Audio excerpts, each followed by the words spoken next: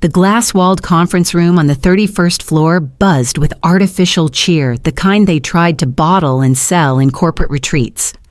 Laughter, coffee cups, the clinking of pens against notepads. The quarterly all-hands had become a ritual at Aegis Vault, complete with catered pastries and obligatory applause after each ego-stroking presentation. I sat 3 seats from the end hands folded, knowing exactly what was coming. Declan Hunt, the CEO, strolled in fashionably late. His suit jacket hung over his shoulder like he'd just stepped out of a photo shoot. When he got to the head of the table, he didn't sit. He smiled. That curated, rehearsed smile I used to think meant confidence. Now I recognized it for what it really was, arrogance masquerading as charm. "I'll keep this brief," he said, glancing around the room. "We've made some strategic decisions to realign resources. Effective immediately, Dr. Brielle Calder's role has been dissolved." The words hit with the kind of force that doesn't make a sound at first, just a collective breath held too long. Someone dropped a pen. Another cleared their throat too loudly. I sat still. Declan turned toward me and slid a white envelope across the polished black table like it was some kind of trophy. "Thank you for your service," he said with that smirk I used to excuse as stress. I looked at the envelope, then at him, then reached slowly into my leather satchel and withdrew a different envelope, blue heavier, sealed with an embossed security stamp. I placed it gently in front of him. "You should open that," I said evenly, "before legal does. You have exactly 5 minutes." His smirk twitched. Around the room, heads tilted. Confusion flickered across faces.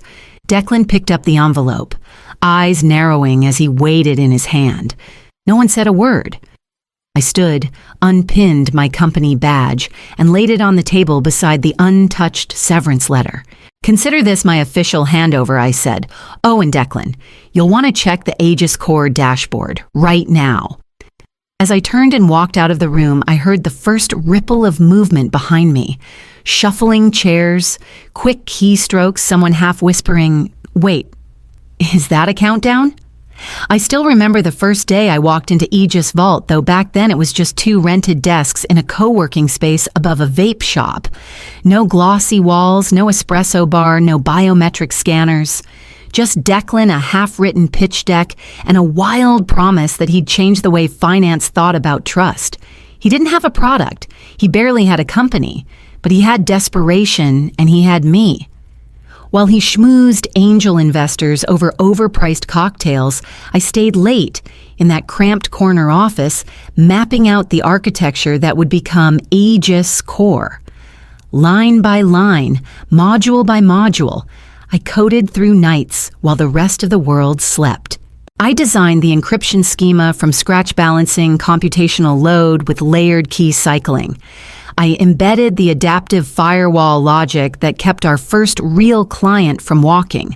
And when a major vulnerability threatened to sink us, I rewrote the protocol in 72 hours without sleeping. That single patch saved the company. I wasn't a founder, but I was its spine.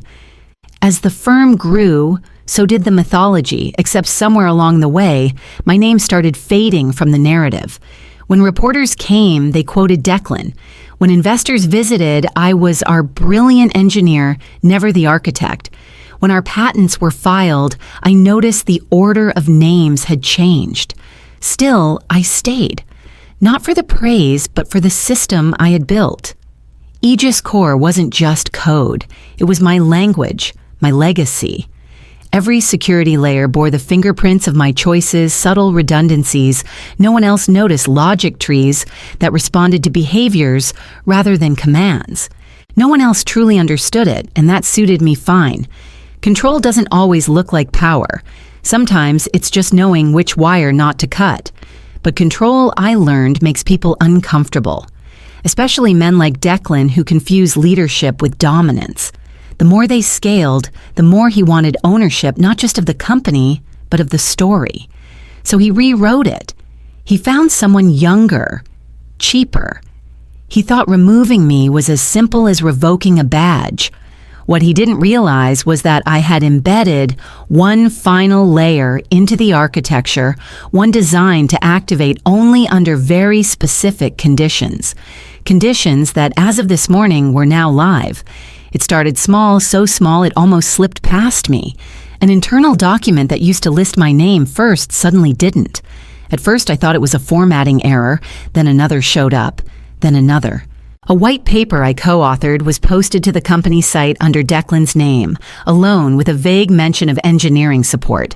I emailed communications, got a polite brush-off. My access to certain dashboards disappeared. I could still write to core systems, but financial visibility budgets, projections, investor decks vanished without warning.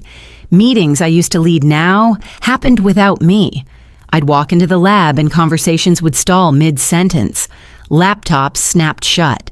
People smiled too quickly. The interns avoided eye contact altogether. I'd seen it before in other companies with other women. This slow professional ghosting dressed up as strategic evolution. The difference was I had never expected it here. Not after everything I had built.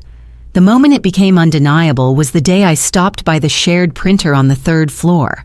I wasn't looking for anything in particular, just grabbing a system topology diagram. But there, it was still warm from the rollers and offer letter. It was addressed to Ryder Lynn. I didn't know the name. I scanned the rest. Position Associate Security Engineer, reporting to Chief Technology Officer.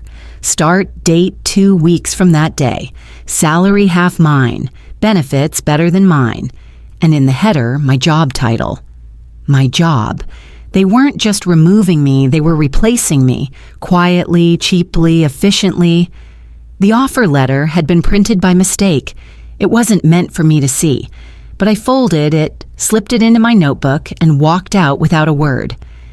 That night, I reopened Protocol Zephyr, ran simulations, cleaned up the log triggers, tuned the threshold conditions. I didn't activate it. Not yet. But I made sure that if anyone tried to erase me completely, the system would notice and respond the only way it knew how. Precisely. Permanently. Without emotion. By the time Ryder started, the trap had already been waiting for weeks. Protocol Zephyr wasn't a virus. It wasn't some malicious payload waiting to detonate. It was cleaner than that elegant even. A digital deadbolt with a single key mine. I started writing it the night I realized what Declan was planning. I didn't have proof yet, but the instincts I'd spent years honing in code told me the shift was coming. Not immediately, but soon enough. So I designed a protocol that wouldn't damage the system, just pause it. A full-stroke lockdown of Aegis Core's encryption lattice backend, orchestration and client integration layers. All of it would freeze if one condition was met: the complete revocation of my active credentials. No deletion, no corruption, just a wall. And once triggered, it would send a silent report, timestamped, encrypted, and distributed across 3 independent compliance channels. One to our legal observer node, one to the SEC, one to a private watchdog AI I built for this very purpose. It was legal, ruthlessly legal. I made sure of it. The day I implemented it, I didn't tell anyone. I added 3 layers of obfuscation and buried it under a legacy update, pushed during a holiday maintenance cycle. The junior devs assumed it was patchwork from an old feature request. No one dug deeper. They never do. Over the months, I tested it quietly, simulated credential drops, analyzed response times, adjusted the re-authentication thresholds. I didn't want it to trigger unless the betrayal was total, but I needed it to work the moment it was. When Declan said you're terminated in front of that room when my credentials were revoked and my badge deactivated, Zephyr recognized the breach. The timer started 300 seconds. I didn't need to touch a thing. The system had already begun its sequence, nodes isolating, keys freezing, auth chains breaking. By the time I stepped off the elevator and into the marble lobby, Aegis Core was already halfway to paralysis. 5 minutes, that's all it needed. And I knew exactly where it would leave them when it stopped. I didn't look back as the doors closed behind me. The lobby buzzed with Friday Calm interns, chatting by the espresso machine, a security guard half watching CNN. No one out here knew yet. Not that they wouldn't. The ripples were seconds away from hitting the surface. Outside, the wind bit sharp against my coat. I walked slowly, deliberately, and my heels tapping across the stone like punctuation. In my bag, my phone began buzzing first once, then again, then in rapid succession. I didn't check. I already knew what those notifications meant. Inside, the panic would be blooming. Aegis Core didn't fail gracefully. It didn't flicker or glitch. It stopped. Cold. The encryption lattice froze. First keys stopped cycling. Then the API bridges failed, cutting off banking portals mid-transfer. The orchestration logic that routed payment commands collapsed in on itself. Monitoring dashboards went blank. Not red, not yellow, just black. Like someone had turned out the lights and walked away with the fuse box. Worse than the technical failure was the silence that followed it. The system didn't crash. It protected itself, and it sent alerts just like I designed it to. The SEC compliance demon would have flagged an abnormal credential revocation against a core architect, and the incident would already be in the regulatory pipeline. That wasn't something Declan could wave away with charm and spin. By the time I reached the end of the block, someone at Aegis would have figured out the envelope I handed him wasn't a resignation or a threat. It was a legal record. Time-stamped logs, Zephyr protocol metadata, and a notarized chain of custody. All of it drafted, printed, sealed, and slipped to him with one sentence: open it before legal does. The firm's biggest clients were likely already calling, confused, first, then alarmed, then furious. And with no access to the back end, no command over the vault keys, and no public-facing security statement, Declan was cornered. I turned the corner, finally checked my phone. 17 missed calls. 4 voicemails, 3 from unknown numbers, 1 from the firm's operations director, and 1 I noticed already marked as urgent. It was nearly midnight when the knock came, not a neighborly tap or a casual check-in kind of knock. This one was firm, fast, and insistent. I didn't bother asking who it was. I already knew. Through the peephole stood 2 familiar silhouettes.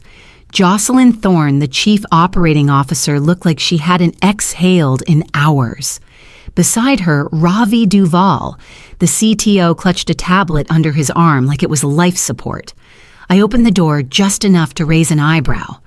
Brielle Jocelyn said, breathless, "We need to talk." I stepped aside, shoes off. They complied, stepping in like students summoned to the headmistress's office. I didn't offer them a seat. The system Ravi started, it's locked. Fully. We can't even get a diagnostic reading on the orchestration layer. I didn't answer. I walked to my desk, opened my laptop, and turned the screen toward them. The dashboard glowed blood red. Every alert blinking in sequence authentication, failed, key tree disabled transaction bridges down. Zephyr was doing exactly what it was meant to do. I protected this system, I said, from the exact scenario you're all trying to pretend wasn't orchestrated. Jocelyn folded her arms, her voice tight. We didn't know Declan was going to. I cut her off. You knew enough. You watched the permissions shift. You watched me disappear from meetings. You sat in the room while they prepped my replacement. Ravi looked at the floor. We're losing millions by the hour, Jocelyn admitted. Clients are threatening lawsuits. If we don't get systems back online soon, we may not recover. I let the silence stretch. She glanced at the screen, then back at me. Can you undo it? I can, I said. Their shoulders lifted a little too soon. But I won't, I added, unless we're very clear about the terms.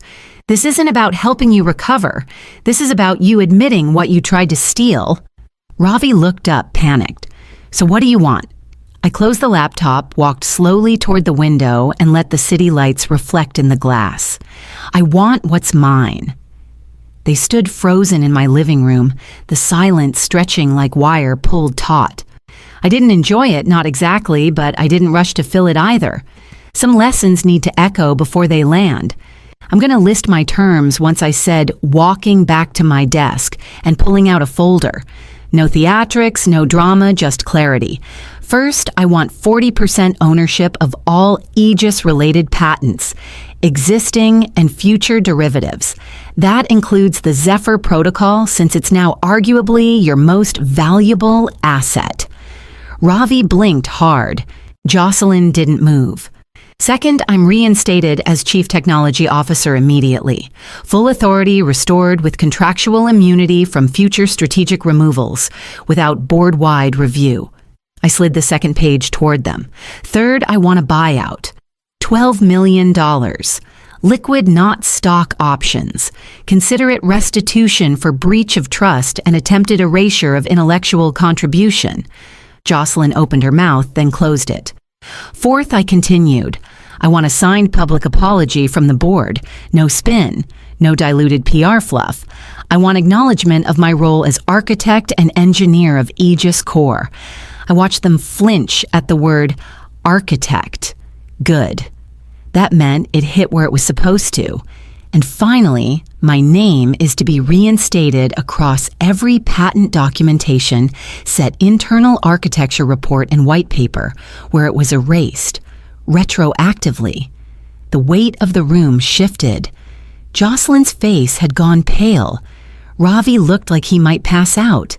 "You're asking for control," he whispered. "No," I said calmly. "I'm demanding recognition. And security. What you tried to do wasn't just replace me, it was to rewrite history. I'm giving you the chance to correct it." Jocelyn stepped forward. "You're asking a lot, Brielle. You don't have a choice," I replied. Neither of them argued. I handed her the folder. Board meets at 9 a.m. If those terms aren't accepted in full, Zephyr stays active. And the longer it runs, the harder it is to restore cleanly. She clutched the folder like it might burn her hands. Ravi nodded numb. "Then we better get the others on a call," she said. The boardroom was packed, but no one met my eyes. They hadn't expected me to walk in. Not like this. Not with my demands already filed, countersigned, and time-stamped before they'd even called roll. I wasn't asking for a seat at the table anymore. I owned part of the table, and they knew it. I plugged in my laptop without a word. The projection screen flickered to life, revealing the dashboard Aegis Core. Frozen Zephyr fully engaged, all client connections severed by protocol. Then I opened the logs. 2 months ago, there was a series of encrypted outbound transmissions routed through a VPN chain originating from Declan Hunt's terminal. A few of them shifted in their seats. Declan stayed still, arms folded. These messages were directed to an external shell company, Tracerage Capital, a firm with indirect holdings in Vanguard Strategic Holdings, the same group that's been acquiring mid-level fintech encryption startups across 3 states. I advanced the slide. Screenshots of emails filled the projection, redacted, traced authenticated. Offers, negotiations. Phrases like transfer of licensing rights and founder-approved override access danced in full color. Declan scoffed too loudly. "This is out of context." "No," I replied, "this is evidence." I turned to the board. "You didn't just nearly lose your lead architect. You nearly lost the core system you sold your company on. And the man you trusted with protecting it was trying to sell it out from under you." The room went silent. Then Whitaker, the chair, spoke softly. "Effective immediately, we are terminating Declan Hunt's role as CEO. His access is revoked. Security will escort him out." Declan stood red-faced, fists clenched. "You think this ends with you, Brielle?" I stepped closer, met his eyes. "You didn't build this," I said quietly. "You tried to steal it." He glared but said nothing else. Security took his arm. As the doors shut behind him, I turned back to the board, eyes steady. "Let's get to work. We've got a system to restore and a company to rebuild." 3 days after the boardroom coup, I finally allowed myself to exhale. The system was stabilizing. Clients were returning. Aegis Corps had been restored from lockdown without corruption, and the board had approved every one of my terms. The media spun the story as a heroic recovery, and Declan's name faded quickly from the company's site. Then the message came. It was buried inside an encrypted diagnostic ping disguised as a routine health check from an old monitoring script. But it wasn't mine, and the payload wasn't subtle. Check your back door. Tick-tock. My blood ran cold. I dove into the logs immediately. The signature wasn't from any internal account. It came through a relay chain across 4 continents with masked headers and randomized pings. Whoever sent it wasn't an amateur. They weren't warning me. They were taunting me. Aegis Corps' vault protocols hadn't been breached yet, but the ping confirmed they'd found the Zephyr access point. Not enough to exploit it, but enough to prove they were close. Too close. I launched a deeper trace using a diagnostic protocol only I knew existed. Within hours, the trail narrowed. First to Zurich, then to Singapore, then to a private cloud in Buenos Aires, leased under a shell company tied to none other than Vanguard Strategic Holdings. Of course it was them. They hadn't just backed Declan, they had built the incentive behind him. The erasure, the replacement, the planned takeover, I wasn't just the target. I was the product. Vanguard wasn't trying to license Aegis, they were trying to own it. And if they couldn't do that through corporate sabotage, they'd use something worse: full-scale digital acquisition. Quiet, invisible, legal until it wasn't. I stared at the last log entry, a quiet ping to a non-existent recovery node. It didn't trigger anything. It was just a test. But I knew how these things escalated. Threats like this didn't go away. They evolved. I reached for the emergency console only I had access to and began typing. Vanguard wanted control, but I still held the keys. The moment I confirmed Vanguard's involvement, I knew containment wasn't enough. Their reach was too wide, too well-resourced. They didn't just want to steal the system, they wanted to bury me beneath it. If I left even a fraction of Aegis exposed, they'd exploit it, twist it into something unrecognizable, and market it as their own. So I opened the emergency console I'd written in the earliest days of the architecture, a fail-safe beneath the fail-safe. It had no label, no interface, no password prompt, just a question: initiate full internal lockdown YIN. It would seal every admin route, disable even my credentials, and scramble recovery ports until reauthorized from a hardware module only I possessed. Not even I could reverse it from software. I hovered for a second, then typed Y confirmation flashed. The system dimmed, not shut down, but hardened, like steel pulling inward. The lights were still on, but the doors were locked. Next, I opened my encrypted offline archive. Inside were the compiled logs, traces of the intrusion metadata, showing Traceridge Capital's ties to Vanguard payment records, the email Declan never deleted, and the private acquisition memo I had pulled from deep system memory. All time-stamped, all validated. I sent 3 identical packets, one to the FBI's Cybercrime Division, one to the SEC, and one to a curated press list, Wired Forbes TechCrunch. 30 seconds later, the attack stopped. A minute after that, my phone rang. Blocked number. I answered. Brielle Calder, I said. A smooth, precise voice answered. Ms. Calder. This is Vincent Carter. I represent Vanguard Strategic Holdings. I didn't say anything. That was unnecessary, he continued. You've made a very dangerous decision. No, I replied, calm and steady. You did. You thought I'd fold. He hesitated. You'll regret this. I smiled, slow and certain. No, Vincent, you will. Check the headlines in 5 minutes. I ended the call. By morning, the story had gone global. Architect exposes private equity sabotage. FBI investigating Vanguard Holdings. Investors flooded back. Clients praised the system's resilience. But what mattered most, the system was mine. And now everyone knew it.